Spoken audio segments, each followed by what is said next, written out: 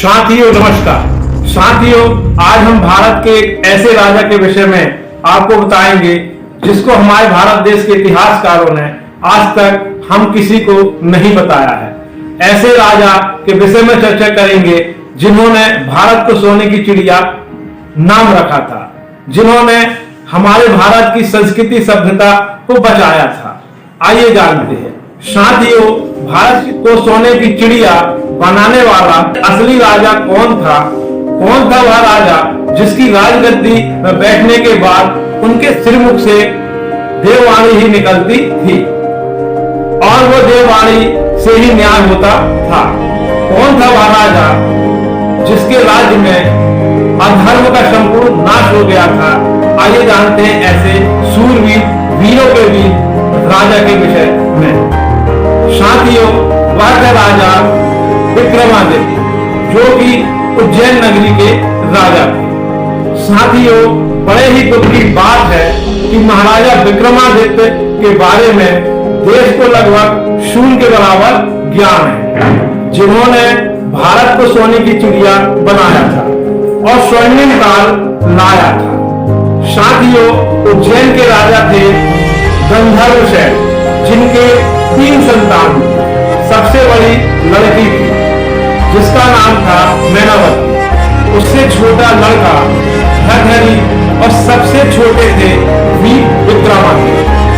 बहन मैनावती की शादी धारा नगरी के राजा पद्मसेन के साथ कर दी थी, जिससे एक लड़का हुआ गोपीचंद।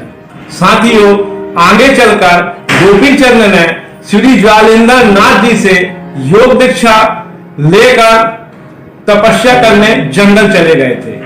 फिर मैनावती ने भी श्री गोरखनाथ जी से योग शिक्षा ली थी। आज ये देश और यहाँ की संस्कृति केवल विक्रमादित्य के कारण अस्तित्व में है। साथियों, रामायण और महाभारत जैसे ग्रंथ भी उस समय खो गए थे। महाराजा विक्रमादित्य ने पुनः उनकी खोज करवाकर पुनः स्थापित किया।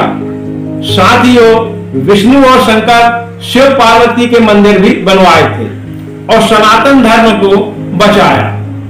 विक्रमादित्य के 9 रत्नों में से एक कालिदास ने अभिज्ञान शकुंतलम लिखा, जिसमें भारत का इतिहास है।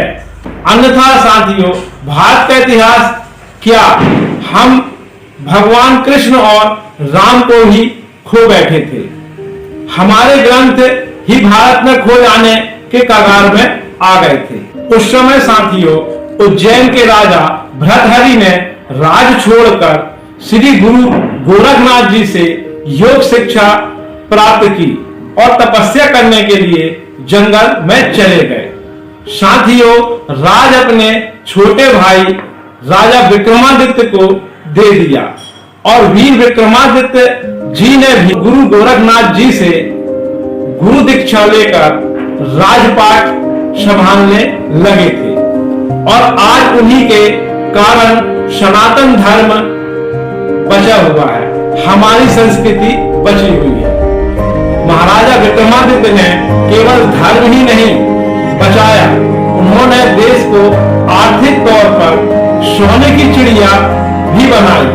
उनके राज को ही भारत का स्वर्णिम राज कहा जाता है। विक्रमादित्य के काल में भारत का कपड़ा विदेशी व्यापारी साथियों सोने के वजन से खरीदते थे।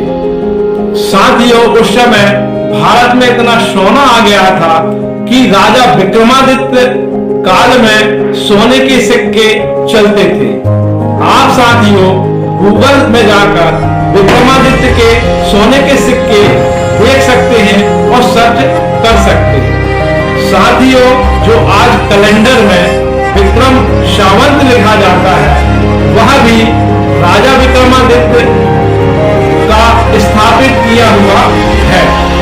साथियों, आज जो भी ज्योतिष गणना की जाती है, जैसे हिंदी संवत, वार तिथियां, राशि, नक्षत्र, गोचर आदि, उन्हीं राजा विक्रमादित्य की देन है। राजा विक्रमादित्य बहुत ही पराक्रमी, बलशाली और बुद्धिमान राजा थे।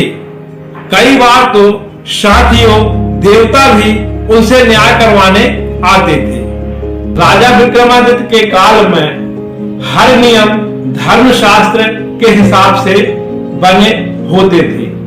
न्याय, राज सब धर्मशास्त्र के नियम पर चलाया जाता था। साथियों, महाराजा विक्रमादित्य के काल में प्रभु श्री राम के राजा के बाद सर्वश्रेष्ठ धर्म माना जाता है, जहां प्रजा धनी थी और धर्म पर चलने वाली थी। बड़े दुख की बात है साथियों, भारत के सबसे महानतम राजा विक्रमादित्य के बारे में हमारे स्कूल कॉलेज में भी कुछ भी नहीं बताया गया है। देश को साथियों बाबर, अकबर, औरंगजेब जैसे दरिंदों का इतिहास ही बताया गया है। यह हमारे भारत देश का दुर्भाग्य है। साथियों, हमारा देशवासियों से निवेदन है, इतिहासकारों से निवेदन है, ऐसे महाराजा विक्रमादित्य के विषय में हमें बच्चों को बताना चाहिए और हमारे देश को ऐसे भी योद्धा विक्रमादित्य के इतिहास के विषय में जानकारी देना चाहिए।